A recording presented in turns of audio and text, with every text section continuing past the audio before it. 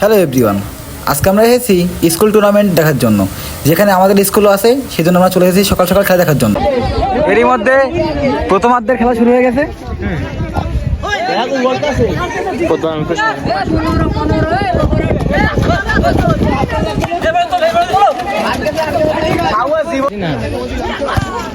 বল কিন্তু এখন পর্যন্ত বিভাগ করে পারেনি। ফাইসালের শট, এখন বল আছে রাসেলের কাছে। রাসেল বাড়ানোর চেষ্টা, কিন্তু বল নিয়ে নিল বিপরীত দলের প্লেয়ার। এই মুহূর্তে আবার ফয়সাল বল পেয়ে গেল। ফয়সালকে ফেলে দিয়ে বল ডেঞ্জার মুখে, কিন্তু বল করে দিল সীমানার বাইরে।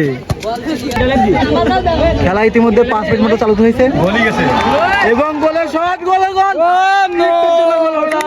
চলে গেল। কিন্তু সুন্দর শট ছিল আমাদের দলের প্লেয়ারদের। সেই ফয়সাল হিট নিচ্ছে, শট দিয়েছিল কিন্তু ওপর দিয়ে চলে গেল। ক্লোজ শট ছিল কিন্তু গোল হলো না। ক্লোজ শট ছিল। কর্নার কিক নিচ্ছে ইলিয়াস, বল পেল ফয়সাল, কিন্তু গোলের মুখে আক্রমণের দিকে ছিল বল।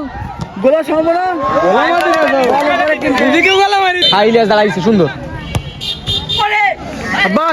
সুন্দর সুন্দর সুন্দর সুন্দর ছিল। আমাদের সেই বিখ্যাত স্ট্রাইকার মোখলেস, মোখলেস বল বাড়িয়েছে, একটুর জন্য হলো না। ডিফেন্ডার বল থেকে দিল। আক্রমণের দিকে সুবাহিনী স্কুলের দিকে।